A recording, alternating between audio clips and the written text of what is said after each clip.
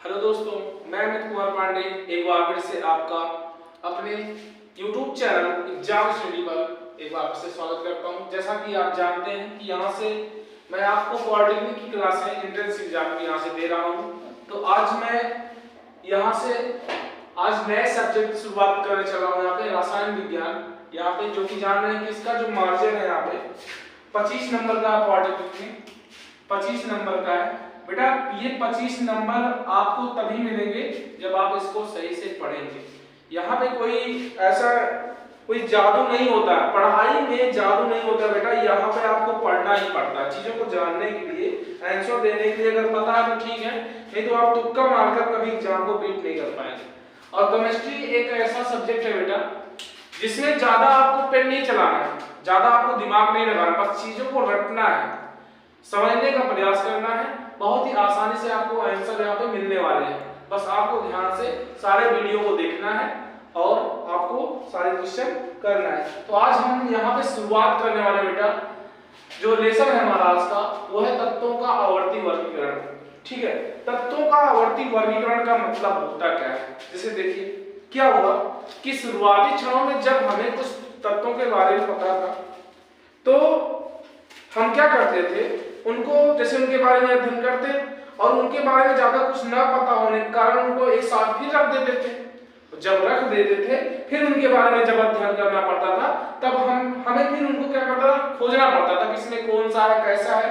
तो इसीलिए जैसे भी मान लीजिए आप कि जैसे आप कभी क्या करें, एक किराने की दुकान खोलें और उस किराने की दुकान में आप क्या करें कि सारा सामान खरीद के लाएं और उसको इकट्ठा रख दें। अब जब इकट्ठा रख देंगे तो आपको समस्या क्या होने वाली है कि जब आप कोई सामान मांगेगा, आपसे कोई सामान मांगेगा तो आप क्या करेंगे कि आप फिर जाके उसमें ढूंढेंगे और ढूंढ के उसको निकाल के देंगे। फिर ऐसा जब आप करेंगे तो आपको बहुत ज्यादा परेशानी का सामना करना पड़ेगा, बार बार आप इसी में परेशान रहेंगे, ढूंढते रहेंगे ये कहाँ पे है वो कहाँ पे। इसीलिए जब वैज्ञानिक शुरुआत में जब तत्वों को उन्होंने देखा, जब शुरुआत में तत्वों को वो जब उनपे अध्ययन कर रहे थे तो उनको समस्या ये हो रही थी कि जब वो तत्वों के बारे में अध्ययन करते और बाद में जब फिर वो रख देते फिर उसका अध्ययन करते तो उन्हें उसमें समस्या हो रही थी। तो उन्होंने ये सोचा कि क्यों ना इन्हें हम अलग अलग इनके गुणों के आधार पर बांट दें। क्यों ना, जैसे भाई जब किराने की दुकान आपने खोली तो वहां पे ऐसा नहीं है कि एक साबुन है, साबुन की बहुत सारी कंपनियां होती हैं। अब बहुत सारी कंपनियां होती हैं तो आपने क्या किया, एक साबुन इधर लगा दिया, एक साबुन उधर लगा दिया, एक साबुन उधर लगा दिया अपनी दुकान में, तब भी तो आपको समस्या हो रही है। एक बार उधर जा रहे हैं आप, एक बार उधर जा रहे हैं। तो आपको करना क्या है कि चीजों को जब आप व्यवस्थित तरीके से रखेंगे, जब चीजों को आप व्यवस्थित तरीके से रखेंगे तो आपको उसमें आसानी होने वाली है, चाहे आप जहां पे हो। वही चीज यहाँ पर भी हम आपको चल रहे हैं बताने कि तत्वों का आवर्ती वर्गीकरण हुआ क्यों। रीजन क्या था कि जब बहुत सारे तत्व हो गए तो उनका अध्ययन करने में हमें असुविधा होने लगी। जब बहुत सारे तत्व हो गए तो उनके अध्ययन करने में बहुत सारी असुविधा होने लगी। जब असुविधा हुई तो वैज्ञानिकों ने सोचा कि क्यों ना इनके गुणों के आधार पर, जैसे भौतिक और रासायनिक गुणों के आधार पर इनको आवर्त सारणी में अलग अलग स्थान दे दिया जाए। ठीक है, तो बेटा हम बात क्या करने वाले हैं कि तत्वों का आवर्ती वर्गीकरण कैसे हुआ। देखिए बेटा, शुरुआत में हमें बहुत ज्यादा तत्व नहीं पता थे, बहुत ज्यादा तत्व नहीं पता थे।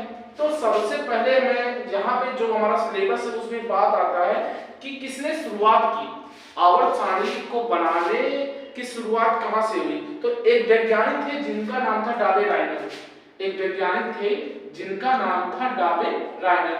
इन्होंने सर्वप्रथम क्या कहा बेटा, इन्होंने कहा क्या, इन्होंने ये कहा कि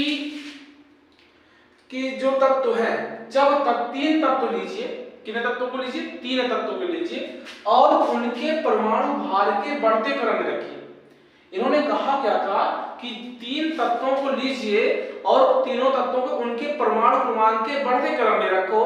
तो पहले और तीसरे तत्व का जो औसत होगा वो बीच वाले का परमाणु भार होगा।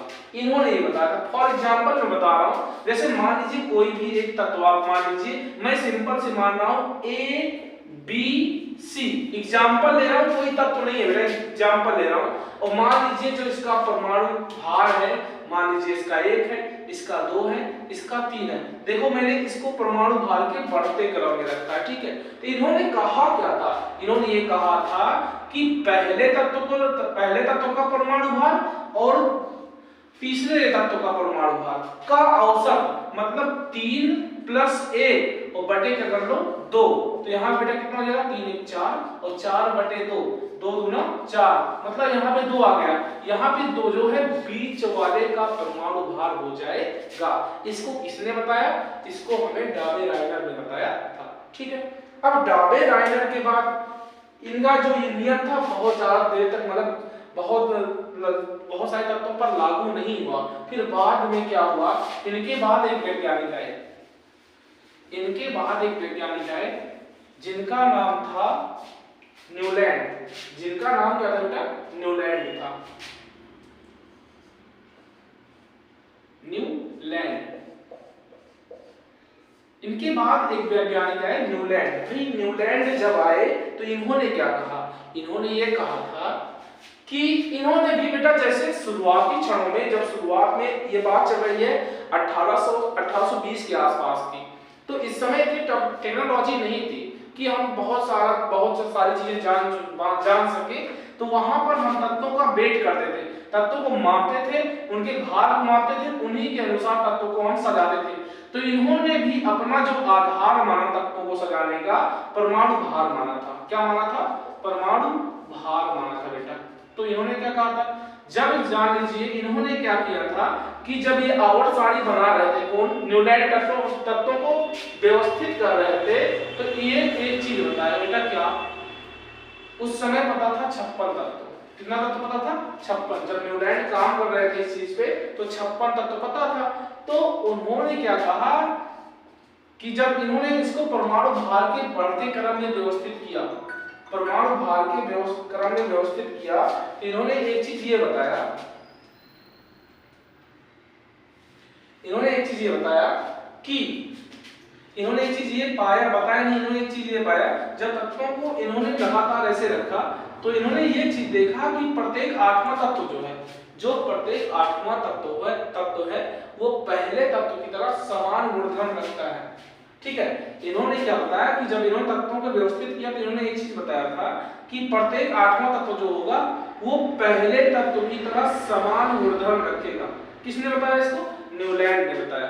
कि जैसे संगीत में, ठीक है, संगीत में 7वें स्वर के बाद पहला अक्षर रिपीट होता है, संगीत में 7वें अक्षर के बाद पहला स्वर रिपीट होता है, वैसे जो है इन्होंने जब परमाणुओं को व्यवस्थित किया, इन्होंने कहा प्रत्येक 8वां तत्व जो होगा वो पहले तत्व की तरह समान गुणधर्म रखेगा। लेकिन बेटा इनका जो मतलब जो है, इनका जो ये नियम था केवल कैल्शियम तक लागू हुआ। कहां तक लागू हुआ, कैल्शियम तक। तो ये क्वेश्चन इंपॉर्टेंट हो सकता है कि न्यूलैंड का अष्टक नियम कहां तक लागू हुआ था, तो कहां तक लागू हुआ था, कैल्शियम तक लागू हुआ था। इसके बाद इनका नियम काम नहीं किया, ठीक है बेटा। और इन्होंने आधार क्या माना था, परमाणु भार।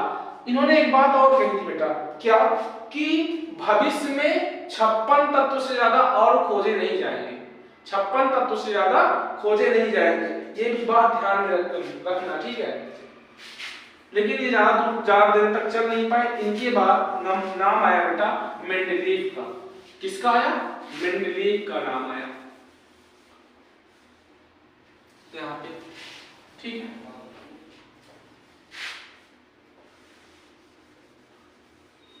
जब मेंडलीव का नाम आया बेटा तो मेंडलीव ने क्या किया, मेंडलीव ने आवर्त सारणी बनाने में एक बहुत महत्वपूर्ण भूमिका निभाई है, ठीक है बेटा।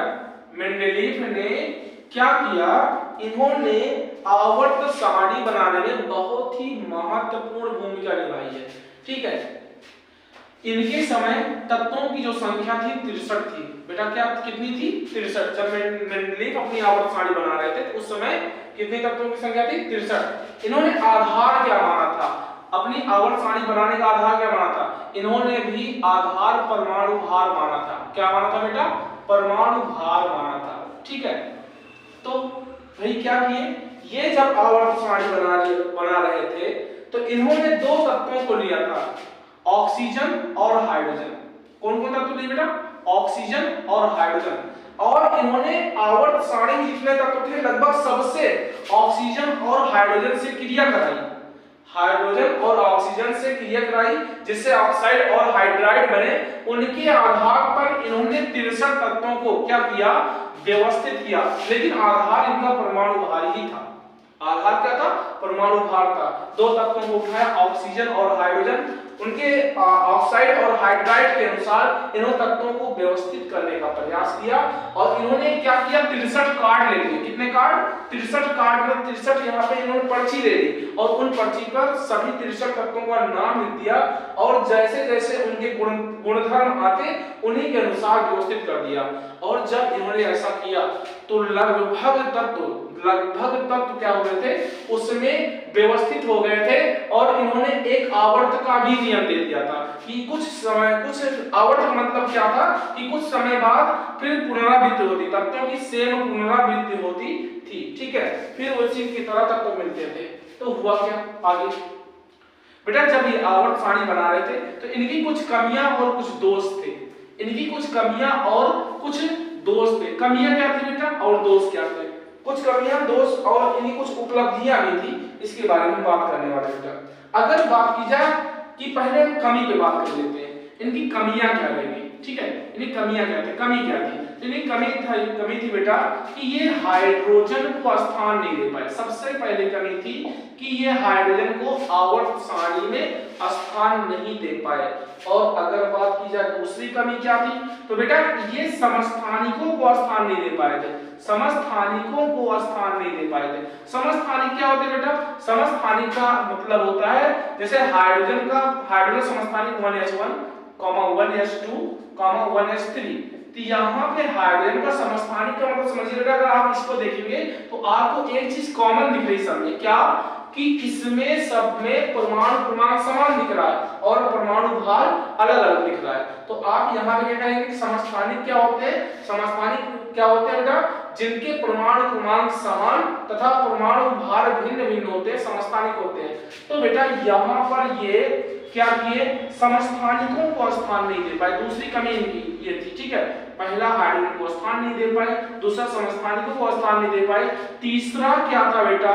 तीसरी इनकी कमी ये रह गई कि ये अधिक परमाणु भार वाले तत्व को पहले रखे, अधिक परमाणु भार वाले तत्व को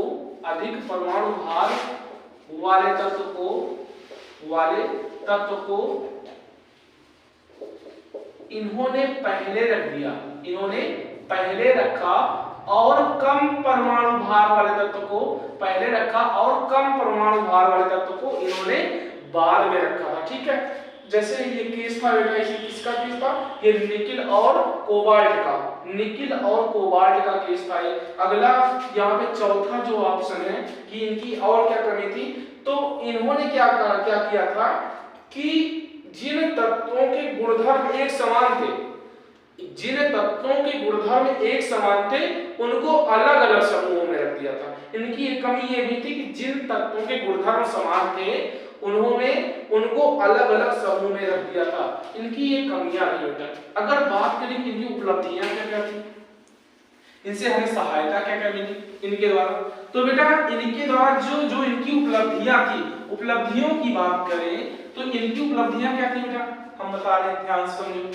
तत्वों के अध्ययन में आसानी हुई, तत्वों के अध्ययन में सहायता मिली अन्य वैज्ञानिकों को, तत्वों के अध्ययन में सहायता। ठीक है, और नए तत्वों की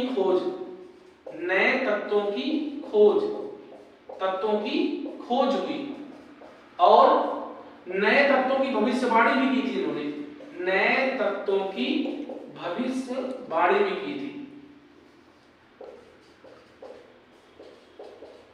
और इनके ही द्वारा हमें अगर बात की जाए इनके ही द्वारा क्या हुआ था कि आवर्त नियम का पता चला था। इनके ही द्वारा आवर्त नियम का पता चला था।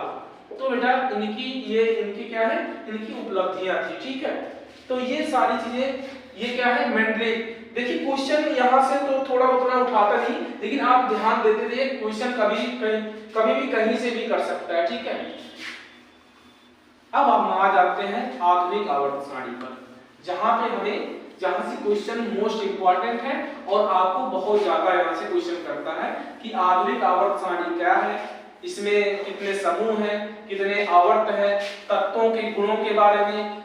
आवर्त सारणी में मतलब ऊपर से नीचे आते हैं तो किसमें परिवर्तन आता है, किस किस चीज में, और दाएं से बाएं जाते हैं तो किस किस चीज में परिवर्तन आता है, और कैसे आवर्त सारणी हमारी बनी है आधुनिक आवर्त सारणी, इसके बारे में बात करने वाले हैं। तो बेटा जैसे कि हम देखा जाए कि आधुनिक आवर्त सारणी कब और कैसे बनी। देखिए इसके पहले जब देखिए होता क्या है, जब वैज्ञानिक क्या करता है, जब किसी चीज की खोज करता है तो वो अपने आप को 100% सही मानता है।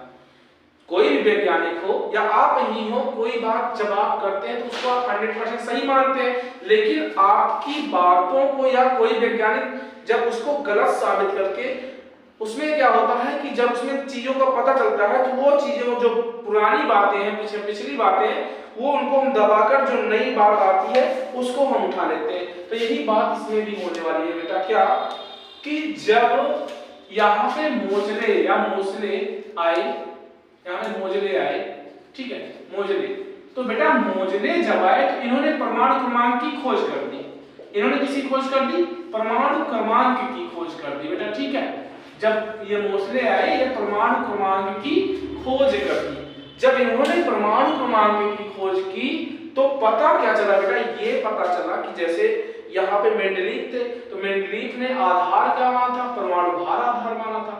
परमाणु भार के आधार पर तत्वों के भौतिक एवं रासायनिक गुणों की व्याख्या करते थे। लेकिन बेटा एक चीज ये बताओ हमको कि जैसे मैं तुमसे कहूं कि बेटा आज क्या है सिस्टम, ऐसे समझो अगर मैं कह दूं बेटा तुम्हें किसी चीज के बारे में जानना है, मोबाइल के बारे में जानना है, तो आप कम जानना चाहेंगे, ज्यादा जानना चाहेंगे?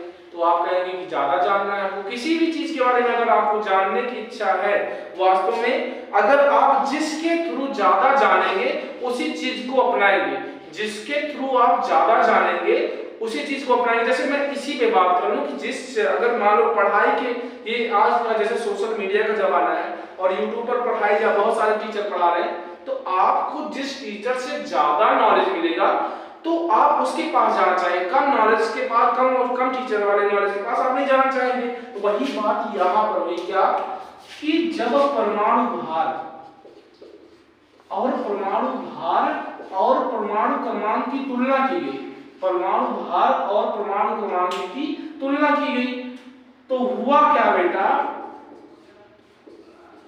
हुआ क्या कि हमें तत्वों के बारे में ज्यादा सुविधाजनक और ज्यादा जानकारी हमें परमाणु क्रमांक से मिली। ठीक है, हमें जब ये पता चला कि किससे ज्यादा जानकारी हमें तत्वों के बारे में मिल रही है, तो हमें तत्वों के बारे में ज्यादा जानकारी कब मिली, हमें परमाणु क्रमांक से हमें ज्यादा जानकारी मिली।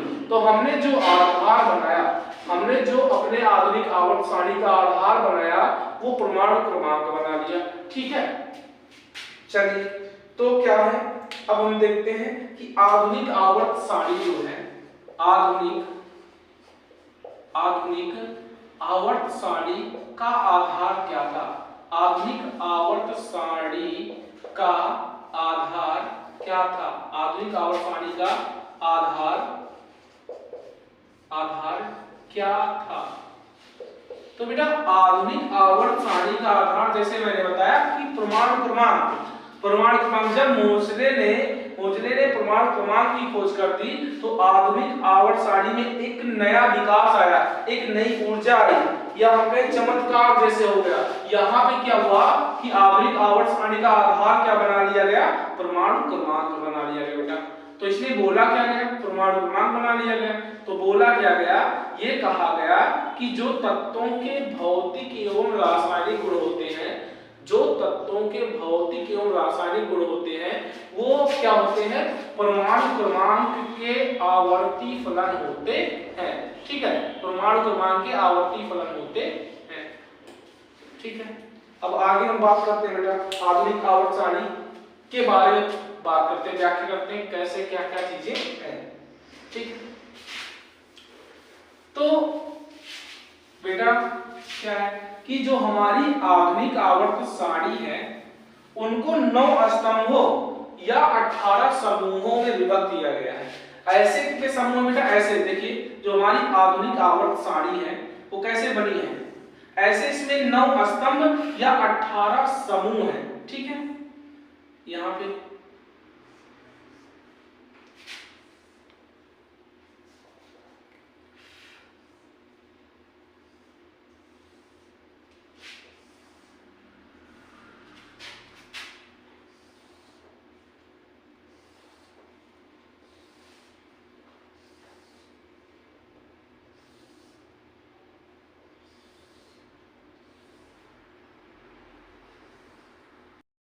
देखा जाए कि हमारी आधुनिक आवर्त सारणी बनी कैसी है। वास्तव में देखने में जो आप बुक में दिखाई जाती है वो ऐसे आपको दिखाई गई है। क्या बेटा कि आधुनिक आवर्त सारणी में 9 स्तंभ या 18 समूह है। ठीक है, ऐसे यहाँ पर 1 2 समूहों की संख्या बता रहे हैं, बीच में 10 समूह है, उसके बाद इधर 6 समूह है, तो कितना हो गया।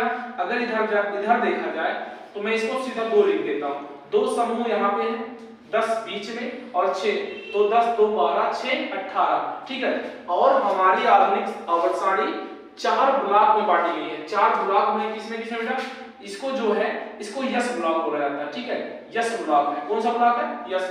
बीच में कौन सा ब्लॉक है, पी ब्लॉक। इसको क्या, सॉरी पी ब्लॉक यहाँ पे नहीं, ये पी ब्लॉक है, और ये हमारा बीच में क्या है, डी ब्लॉक है, और इसको हमने क्या मान लिया है, एफ ब्लॉक मान लिया है। तो बेटा जो हमारी आधुनिक आवर्त सारणी है वो 4 ब्लॉक में बटी है। कौन, एस पी डी एफ। हमारी आधुनिक आवर्त सारणी कुछ ऐसे दिखाई गई है, किसमें 4 ब्लॉक में बांटी गई है, एस पी डी और एफ बेटा। ठीक है, तो अगर बात की जाए तो यहाँ पे आवर्तों की संख्या कितनी है, 7 आवर्त है, 1 2 3 4 5 6 7। तो अगर देखा जाए तो बेटा पहले जो 3 आवर्त हैं इनको हमने लघु आवर्त बोला है। क्या बोला है, लघु आवर्त, लघु आवर्त कहा है बेटा। ठीक है, और जो 4 5 6 जो आवर्त हैं इनको हमने दीर्घ आवर्त नाम दे दिया है। कौन सा नाम यहाँ पे दिया गया है, दीर्घ आवर्त। और 7वां आवर्त अभी अपूर्ण है, अभी ये पूरा भरा नहीं है, ये क्या है, अभी अपूर्ण है। और कुछ तत्व क्या थे, कुछ तत्व ऐसे थे जो समान तत्वों की तरह व्यवहार नहीं करते थे, तो उनको कुछ आवर्त सारणी से अलग स्थान दे दिया गया, जिनको यह ब्लॉक में रखा गया, इनका नाम बोला गया ये रेडियो एक्टिव तत्व हैं। कैसे तत्व हैं, रेडियो एक्टिव तत्व हैं। इनका काम, रेडियो एक्टिव तत्व क्या होते हैं, तो रेडियो एक्टिव तत्व ऐसे होते हैं बेटा जिसमें स्वतः अपने आप से अल्फा बीटा गामा किरणें निकलती रहती हैं, अल्फा बीटा गामा किरणें निकलती रहती हैं। और इसमें 28 तत्व हैं, इनको 2 भागों में कर दिया गया है। क्या, 28 तत्व में 14 में बांट दिया गया है। पहले को लैंथेनाइट नाम दिया गया है, क्या नाम दिया गया है, लैंथेनाइट, और दूसरे को क्या नाम दिया गया है, एक्टिनाइट। दूसरे क्या नाम दिया गया है, एक्टिनाइट दिया गया था, एक्टिनाइट नाम दिया गया। ठीक है, एक्टिनाइट नाम दिया गया है। तो बहुत सिंपल तरीके से यहाँ पे हम इसके बारे में कल इसके बारे में पूरा अध्ययन करेंगे। और अभी इसमें बहुत सारी जानकारियां अगर शुरुआत करेंगे तो भी लंबा वीडियो हो जाएगा। हम चाहते हैं कि बस आज हम अपनी क्लास को यहीं पे रोकते हैं। कल हम इसके बारे में बहुत गहरी अध्ययन करेंगे, जहां से जितने भी क्वेश्चन बनते हैं सारे क्वेश्चनों को हम आंसर उसका निकालेंगे। ठीक है, तो बेटा एक बार फिर से हम आपसे ये रिक्वेस्ट करना चाहते हैं कि आप हमारे चैनल को सब्सक्राइब कीजिए, शेयर कीजिए, लाइक कीजिए, और हमें जितना आप सपोर्ट कर सके करें। ठीक है, धन्यवाद।